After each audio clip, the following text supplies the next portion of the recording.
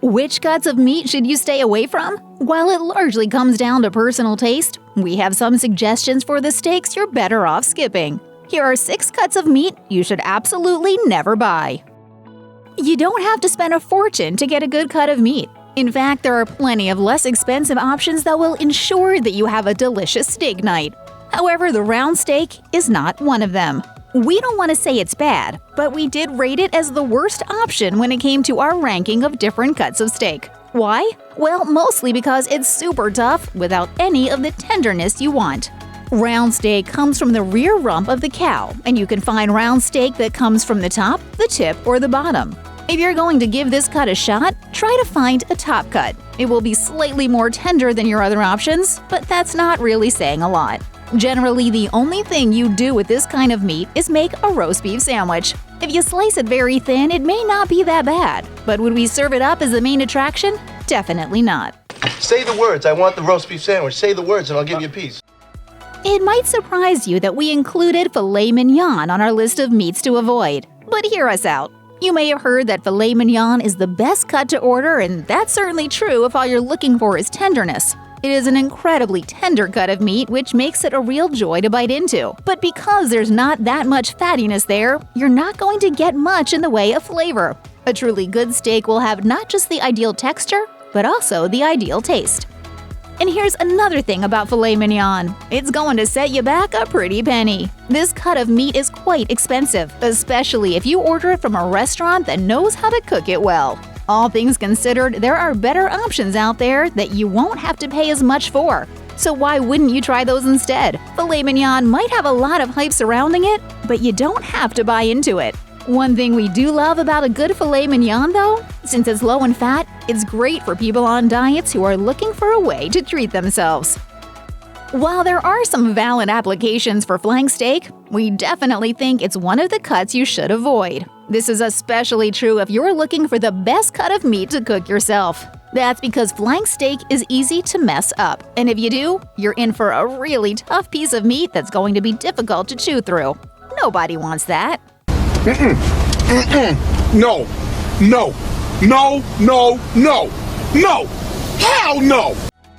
Flank steak tastes best when it's prepared medium rare. After you take it off the heat, you should cut it thinly against the grain. That makes this tough piece of meat a lot easier to chew. However, preparing it perfectly takes a lot of practice. If you're not already an expert, you may want to pass up on it in favor of an easier steak to cook. One plus about the humble flank steak, though, since you have to cut it so thin for it to be edible, you can serve it to a lot of people if you have guests over. But that's not so helpful if you're just cooking for yourself and for your family, which is probably the case most of the time.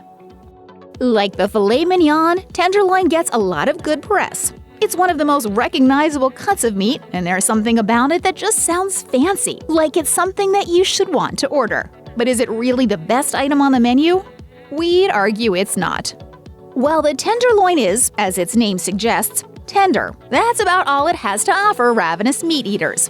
When asked about the most overrated cuts of meat out there, Peter Serpico, executive chef and owner at Serpico, admitted that for him, it was definitely beef tenderloin.